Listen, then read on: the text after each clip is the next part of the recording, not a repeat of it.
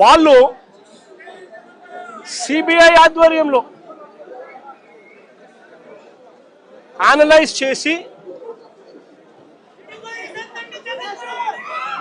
ఈ నెయ్యిలో జంతువుల కొవ్వు కానీ, గొడ్డు మాంసం కొవ్వులు కానీ, పంది కొవ్వు కానీ, చేప నూనె కానీ, ఇటువంటివి ఇంకొకటి కానీ ఇటువంటివి అవి ఏవి లేవు అని చెప్పి నిర్ధారణ చేసి సర్టిఫికెట్లు ఇస్తే ఆ సర్టిఫికెట్లు సాక్షాత్తు సిబిఐ వాళ్ళు వాళ్ళ సిబిఐ ఛార్జ్ షీట్లో ఈ ఎన్డీడీబీ సర్టిఫికెట్, ఎన్డీఆర్ఐ సర్టిఫికెట్ రెండు కూడా పెట్టి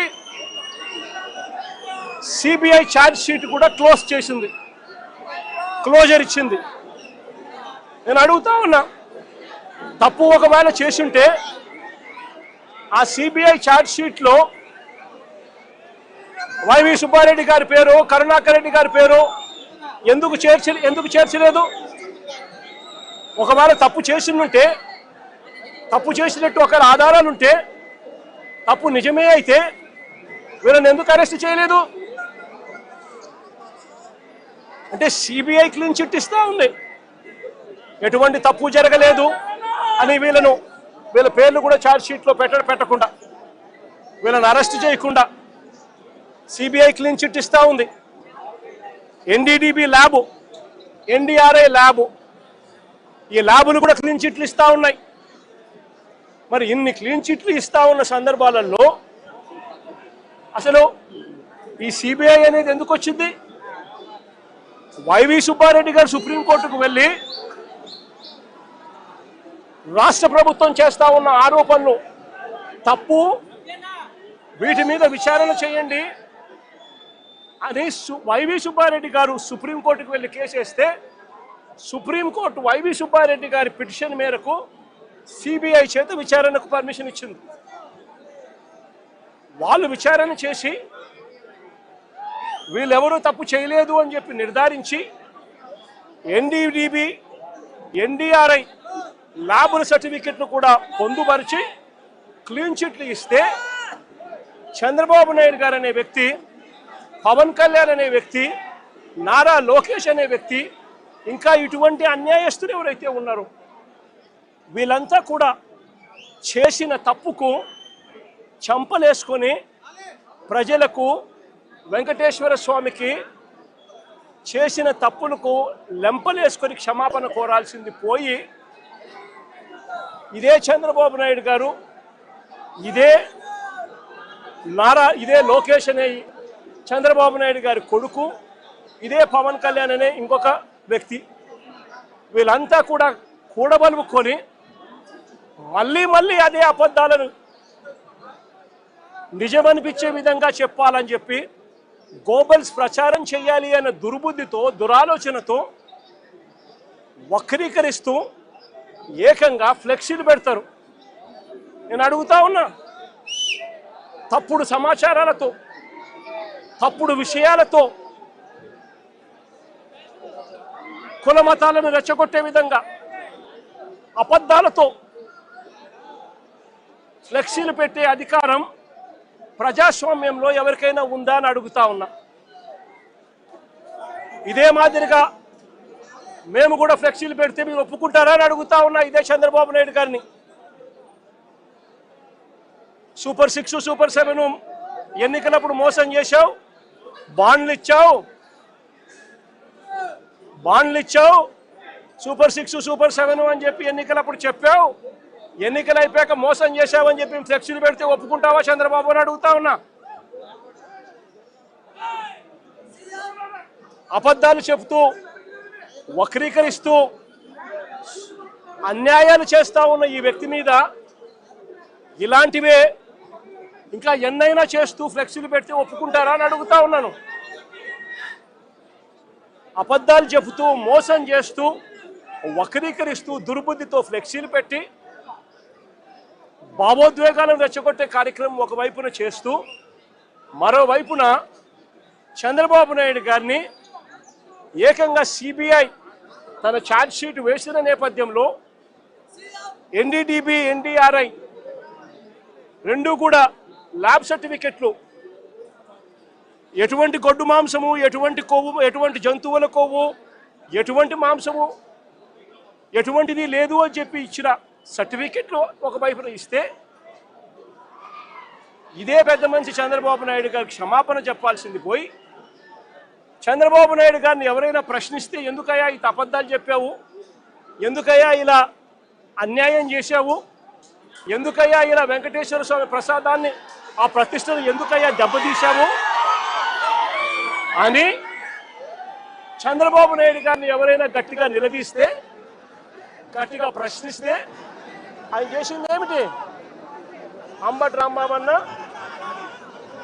మీద దాడి. ఏ రకంగా దాడి చేశారు? 10:30కు ఆయన గుడికి పోయి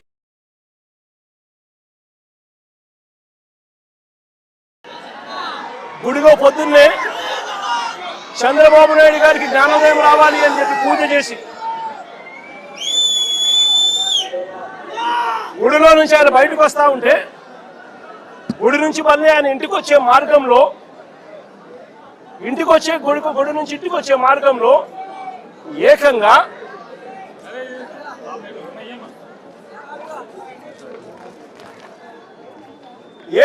గుడి నుంచి తాను ఇంటికి వచ్చే మార్గంలో ఈ మాదిరిగా కట్టెలు పట్టుకొని పోలీసులను పెట్టుకొని పోలీసుల సమక్షంలో ఈ మాదిరిగా అడ్డగించాలని చెప్పి, రాంబాబుని అడ్డగించాలని చెప్పి ఈ మాదిరిగా నడి రోడ్డు మీద పోలీసుల సమక్షంలో పోలీసులను పక్కన పెట్టుకొని కర్రలులా పట్టుకొని కర్రలతో తెలుగుదేశం పార్టీ వాళ్ళు కారు అడ్డగిస్తే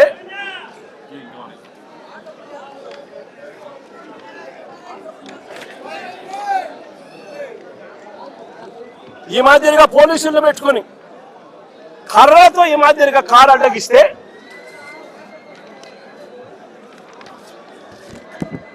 కారులో ఉన్న రాంబాబన్నను కారు అడ్డగిచ్చి కారును బాదుతూ పోలీసుల సమక్షంలోనే అనకూడని మాటలంటూ బూతులు తిడుతూ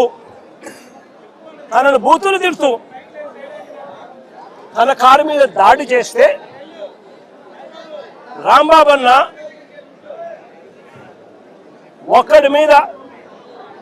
ఒక కారు మీద ఇంతమంది దుండగులు వచ్చి బూతులు తిడుతూ పోలీసుల సమక్షంలో మీడియా కూడా, వాళ్ళ తెలుగుదేశం పార్టీకి సంబంధించిన మీడియాను కూడా అక్కడే పెట్టుకొని వాళ్ళందరి సమక్షంలో బూతులు తిడుతూ రాంబాబన్న కారును అడ్డగిస్తే, రాంబాబన్న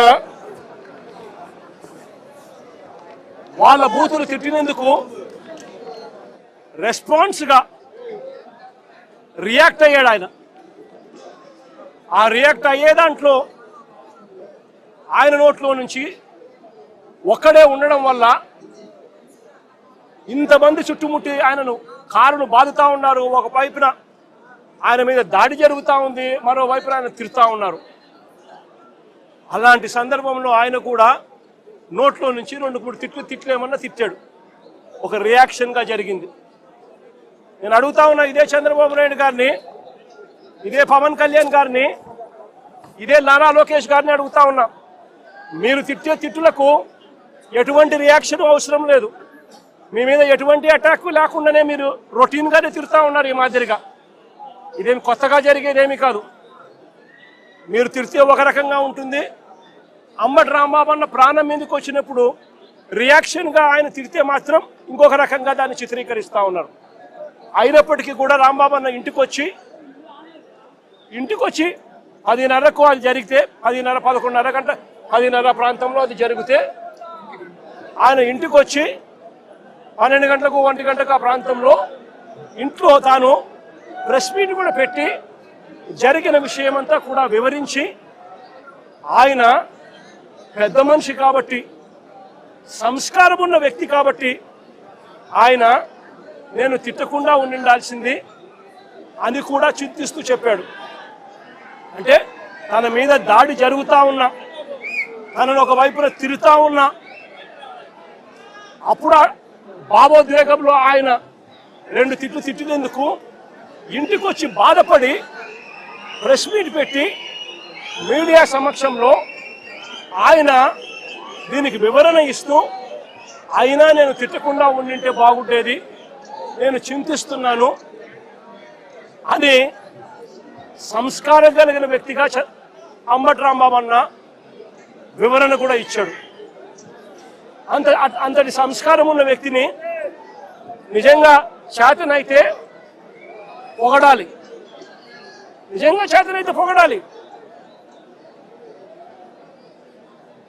తప్పు చేశాడు, వాళ్ళు చేసిన దానికి, వాళ్ళు తిట్టిన దానికి, వాళ్ళు ఆయన కారు మీద దాడి చేసినప్పుడు జరిగిన భావోద్వేగ పరిణామంలో కూడా ఆయన ఒకవేళ తిట్టింది తప్పే అయితే క్షమాపణ అని చెప్పన్నట్టుగా తాను చింతిస్తూ చెప్పినప్పుడు శాతనైతే తనను చేసిన మంచి పనికి పొగడాలి. కానీ వీళ్ళేం చేశారు, దాన్ని వక్రీకరిస్తూ, దాన్ని ట్విస్ట్ చేస్తూ, ఏకంగా అంబటి రాంబాబును హత్య చేయడానికి,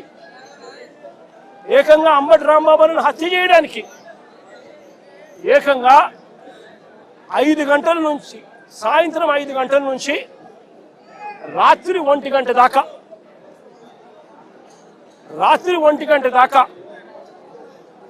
సాయంత్రం 5 గంటల నుంచి రాత్రి 1 గంట దాకా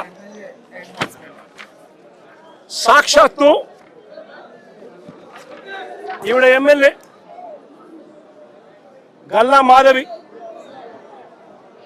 ఇక్కడ మనుషులను వేసుకొని వచ్చి ఈవిడ ఆధ్వర్యంలోనే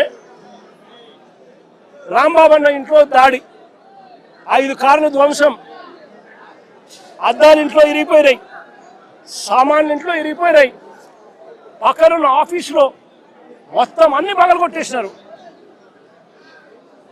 ఇంట్లో ఆడవాళ్ళు ఉన్నారు, ఆడవాళ్ళ ప్రాణాలకు నష్టం జరిగే విధంగా తిడుతూ